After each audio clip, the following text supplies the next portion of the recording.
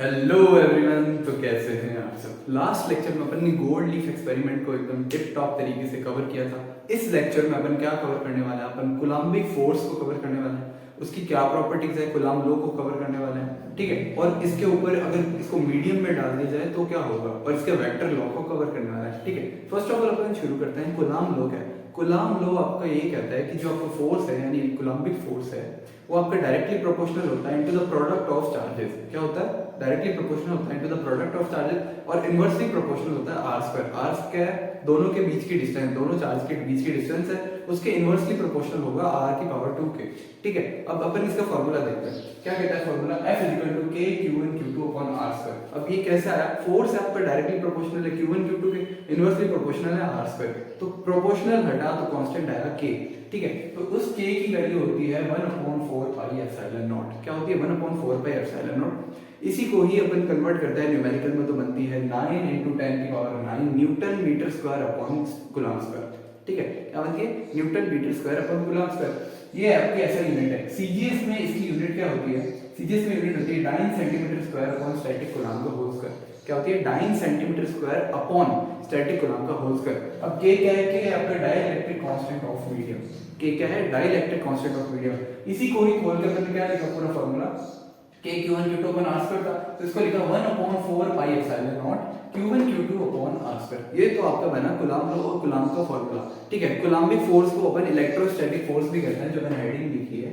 तो आपको दे दिया जाए इलेक्ट्रोस्टैटिक फोर्स या बोल दिया जाए कूलम्बिक फोर्स, एक ही बात है, ठीक है। तो ये अपनी इलेक्ट्रोस्टैटिक फोर्स या कूलम्बिक फोर्स का फॉर्मूला बना। अपन ने K के बारे में जान लिया, इसकी यूनिट के बारे में जान लिया, स्टैटिक ऐसा यूनिट और सीजीएस यूनिट में। अब देखते हैं कूलम्ब फोर्स की प्रॉपर्टीज क्या। कूलम्ब फोर्स आपका कंजर्वेटिव होता है नेचर में, ठीक है। दूसरी इसकी क्या प्रॉपर्टी है कि मीडियम डिपेंड होता है, मीडियम पर डिपेंड करेगा आपका कूलम्ब फोर्स। थर्ड प्रॉपर्टी है इसकी शॉर्ट रेंज होता है, बहुत मीटर्स में ही काम करता है, मतलब बहुत शॉर्ट रेंज होता है ये, ठीक है। और फोर्थ प्रॉपर्टी है कि इनवर्स स्क्वायर लॉ को फॉलो करता है। इनवर्स स्क्वायर लॉ क्या है कि F directly proportional 1/r square, ठीक है। इसको बोल दो F inversely proportional r square, ठीक है। तो ये इनवर्स लॉ फॉलो करता है, square law, inverse square law को फॉलो करता है, यानी r⁻²। ये सेंट्रल फोर्स है, बीच की तरफ लगता है, ये सेंटर की तरफ लगेगा। और ये यूज किया जाता है आपके पार्टिकल और स्मॉल मासेस के लिए यूज किया जाता है। पार्टिकल बहुत छोटे होते हैं, बहुत छोटे पार्टिकल, बहुत छोटे चार्ज पार्टिकल बोल दो या बहुत छोटे पॉइंट मास बोल दो, ठीक है, उनके लिए ही यूज किया जाता है। इस ऑब्जेक्ट के लिए मैं कूलम्ब फोर्स नहीं लगा सकता, मेरे हाथ के लिए मैं कूलम्ब फोर्स नहीं लगा सकता, मैं इस ब्लैक बोर्ड के, व्हाइट बोर्ड के लिए मैं कूलम्ब फोर्स नहीं लगा सकता, ठीक है। पॉइंट मासेस और पॉइंट चार्जेस के लिए यूज किया जाता है। तो ये थी अपने कूलम्ब फोर्स की प्रॉपर्टी। अब अपन कुछ अट्रैक्शन और रिपल्शन देख लेते हैं कि अट्रैक्शन और रिपल्शन कैसे होता है। सिंपली बताऊंगा, गौर से सुनना है, ठीक है। मान लो मैंने दोनों चार्ज को पॉजिटिव लिया है, क्या लिया, दोनों चार्ज को पॉजिटिव लिया है। सेम नेचर के चार्ज है, क्या करेंगे, रिपेल करेंगे।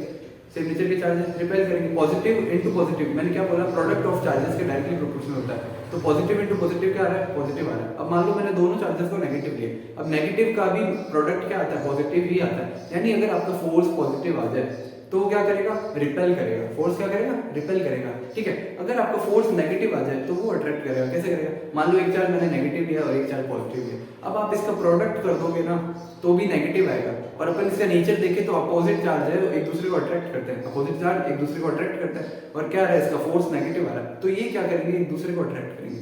सीधा सा है, कंसेप्ट लगाओ और आंसर जान जाओ, ठीक है। अगर नहीं है तो सीधा रट लो कि अगर फोर्स पॉजिटिव आ रहा है तो क्या रिपेल करेंगे, फोर्स नेगेटिव आ रहा है तो अट्रैक्ट करेंगे। मैंने तो आपको कंसेप्ट के साथ बता दिया, कंसेप्ट से याद करो, नहीं भूलोगे, रटा होगा 2 दिन बाद भूल जाओगे, ठीक है। तो ये अपन ने दोनों ये भी देखी। अब अपन क्या करते हैं, vector form of Coulombic law को डिस्कस करते हैं। वेक्टर फॉर्म, ये तो जनरली अपन ये जो देखा था K Q1 Q2 upon R square, ये स्केलर लॉ है, स्केलर फॉर्म है कूलम्ब फोर्स की।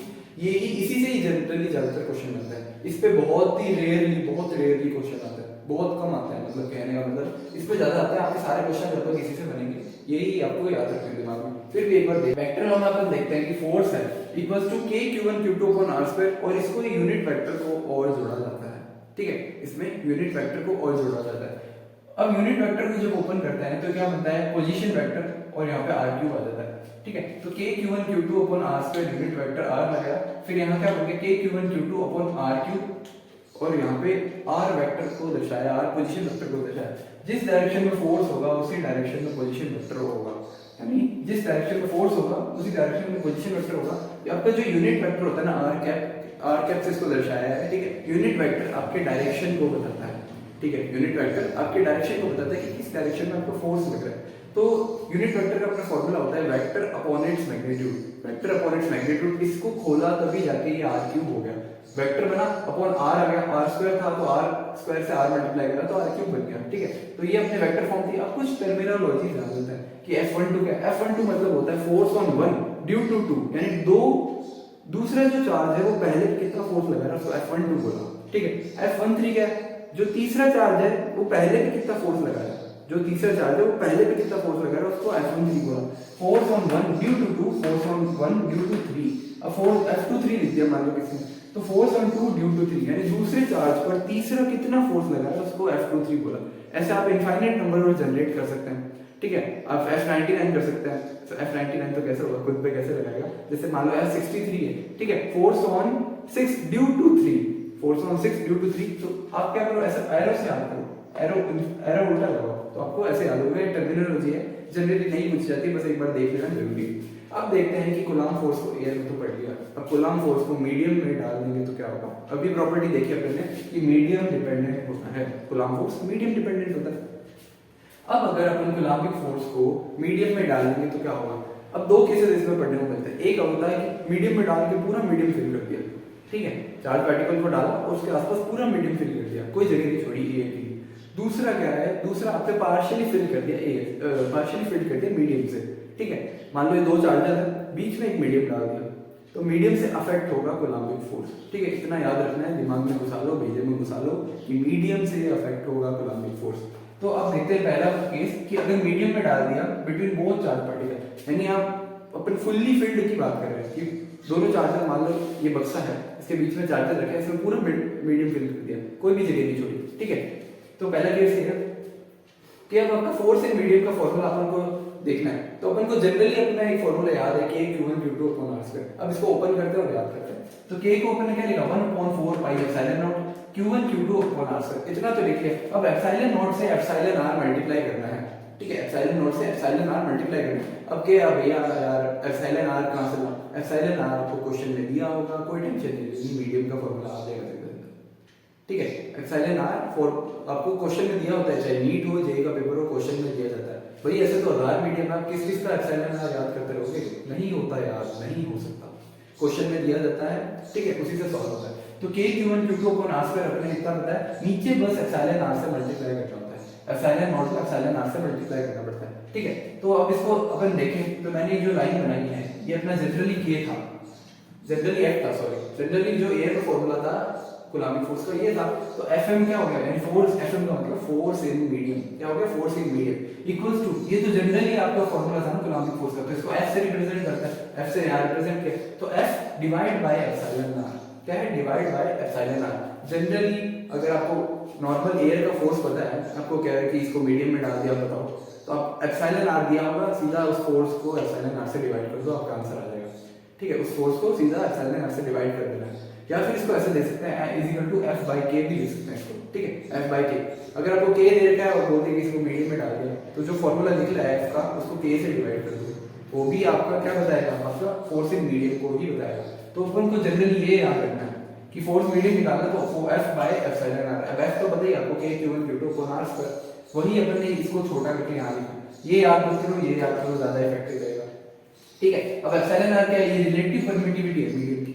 ठीक है, रिलेटिव परमिटिविटी है मीडियम की, इसकी रेंज है अपनी 1 से इनफाइनाइट। ठीक है, 1 से तो बड़ा होगा, इनफाइनाइट से छोटा होगा। इसको लिखने का तरीका है, बस ऐसे याद रखो, इसकी रेंज होती है 1 to इनफाइनाइट। अपन को ये याद नहीं रखना कि फला मीडियम का एप्सिलॉन R क्या है, इस मीडियम का एप्सिलॉन R क्या है, कुछ याद नहीं रखना, क्वेश्चन में दिया जाएगा, क्वेश्चन से देख के सॉल्व करना है। ठीक है, तो जनरली क्या निकाला, F मीडियम इक्वल टू F/एप्सिलॉन R या फिर F/K, आपका F मीडियम का फॉर्मूला आ जाएगा कि कूलम्ब फोर्स पहले कितना था एयर में, अब मीडियम में जाके चेंज होगा। आपके क्वेश्चन ये भी आ सकते हैं कि कितना डेविएट करेगा कूलम्ब फोर्स। मान लो आपका फोर्स एयर में आपने निकाल रखा है, ठीक है, एप्सिलॉन R दे दिया, आपने मीडियम का निकाल लिया, तो अब आप दोनों को माइनस करके ये भी निकाल सकते हो कि दोनों में कितना डिफरेंस आ रहा है। ठीक है, Fm माइनस F भी कर सकते हो कि कितना डिफरेंस आ रहा है, कि दोनों में कितना चेंज हुआ है। ठीक है, तो जनरली यही फॉर्मूला याद रखना है, इसी से ही क्वेश्चन बनेंगे अगर मीडियम का है तो। अब देखते हैं अगर मीडियम को पार्शियली फिल्ड कर दिया, पूरा फिल्ड नहीं किया, पार्शियली, एक चार्ज इधर एक चार्ज इधर, बीच में मीडियम डाल दिया।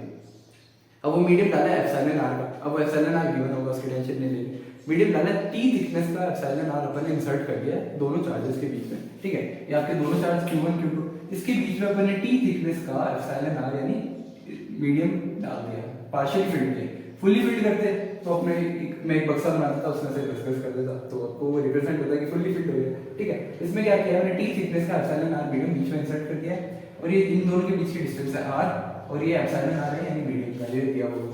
इसका क्या फॉर्मूला होता है, k q1 q2 upon r minus t plus t root epsilon R का होल स्क्वायर। याद रखना है, क्या रखना है, k q1 q2 upon r minus t plus t root epsilon R का होल स्क्वायर। एप्सिलॉन आर ये मीडियम का, t क्या है, थिकनेस है, और r क्या है, r ये पूरा है, तो r में से t घटाना है, प्लस क्या जोड़ना है, t रूट एप्सिलॉन आर का होल स्क्वायर। ये पूरा ही होल स्क्वायर में याद रखना है। अपन जनरली फॉर्मूला क्या पढ़ते हैं, k q1 q2 upon r square पढ़ते हैं ना, तो वैसे ही आपको ये याद हो जाएगा कि k q1 q2 upon r minus t plus t root epsilon r का whole square, t root epsilon r का होल स्क्वायर, पूरे होल स्क्वायर में। तो ये था अपना पार्शियली फिल्ड का, ये था अपना फुल्ली फिल्ड का। तो इस लेक्चर में अपन ने कोलम्बिक फोर्स को एकदम डिस्कस कर लिया अच्छे से, 0 से लेके अपने 100 तक टच किया है कि कोलम्बिक फोर्स क्या है, कूलम्ब लॉ क्या है, किसको फॉलो करता है, किसको नहीं फॉलो करता है, ठीक है। और अपने इसकी प्रॉपर्टी जानी, इसके अट्रैक्टिव और रिपल्सिव की कंसेप्ट जाने, इसको रटना नहीं है, कंसेप्ट से याद करना जो मैंने आपको बताया। इसमें अपने वेक्टर फॉर्म जाना, वेक्टर फॉर्म पे जनरली क्वेश्चन नहीं आता है, फिर भी आप याद रख लो, देख लेना चाहिए एक बार, टर्मिनोलॉजी जानी, ठीक है। और अपन ने देखा कि कूलम्ब फोर्स मीडियम में जाने पे कैसे अफेक्ट करता है, एक पार्शियली पे और एक फुल्ली फील्ड पे, ठीक है। जनरली मैं आपको एक बार रिकॉल करा देता हूँ, F बाई ER करना है जनरली सिंपली इसमें, और इसमें ये फॉर्मूला याद रखना है, आपके क्वेश्चन मिल जाएंगे किसके, मीडियम में जाने के। तो पूरा लेक्चर अपन ने इसमें कंप्लीट कर लिया है कोलम्बिक फोर्स के ऊपर। आने वाले लेक्चर में अपन इसको और प्रिसाइजली और एक्यूरेटली कवर करने वाले हैं इलेक्ट्रोस्टैटिक सेक्टर में। तो इस लेक्चर में आपको अगर कोई भी डाउट हो, कोई भी क्वेरी हो, आप कमेंट कर सकते हैं। कोई भी साउंड इशू आ रहा हो, लाइट इशू आ रहा है, तो भी आप कमेंट कर सकते हैं, अपने रिव्यू दिए कमेंट में। और नेक्स्ट लेक्चर आपकी बहुत बढ़िया होने वाला है, पार्ट 4 में अपन ने कोलम्बिक फोर्स को अच्छे से कर लिया है। नेक्स्ट लेक्चर में अपन देखते हैं, मिलते हैं, थैंक यू।